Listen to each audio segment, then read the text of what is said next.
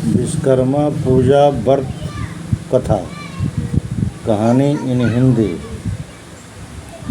विश्वकर्मा पूजा के व्रत की प्रथम कहानी। विश्वकर्मा पूजा व्रत की कहानी।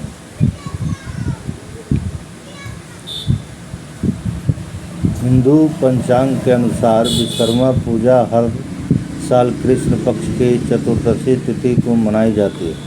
इस बार यह पूजा 17 सितंबर को की जाएगी। इस दिन कल कारखाने घर में मौजूद अस्त्र शस्त्र की विशेष पूजा की जाती है।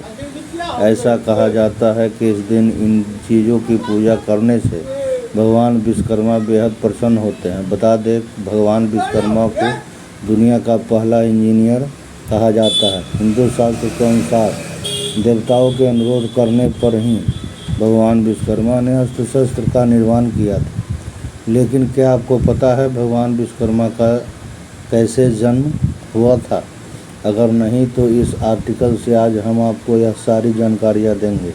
तो चलिए जानते हैं भगवान विश्वकर्मा का कैसे हुआ था जन्म। विश्वकर्मा पूजा के व्रत की दूसरी कहानी। पौराणिक कथा के अनुसार प्राचीन काल में काशी नगरी में एक रथकार अपनी पत्नी के साथ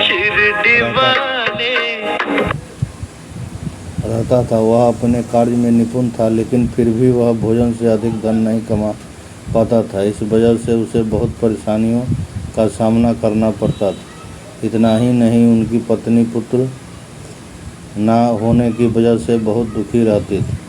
वह दोनों अक्सर पुत्र की प्राप्ति के लिए साधु के पास जाते थे, लेकिन उनकी इच्छा फिर भी पूरी नहीं हो पाती। एक दिन उनका एक पड़ोसी ब्राह्मण ने रथकार से कहा कि तुम दोनों भगवान विश्वकर्मा की पूजा करो, तुम्हारी हर इच्छा अवश्य पूर्ण होगी। अमावस्या तिथि को व्रत कर भगवान विश्वकर्मा का महत्व सुनो। अपने पड़ोसी को ऐसा कहने पर अगले अमावस्या को रथकार की पत्नी ने भगवान विश्वकर्मा की पूजा पूरी श्रद्धा से की। उसकी भक्ति को देखकर भगवान विश्वकर्मा बेहद प्रसन्न हुए और उन्होंने उसे पुत्र होने का वरदान दिया। भगवान विश्वकर्मा के आशीर्वाद से रथकार की पत्नी को एक बेहद खूबसूरत पुत्र हुआ।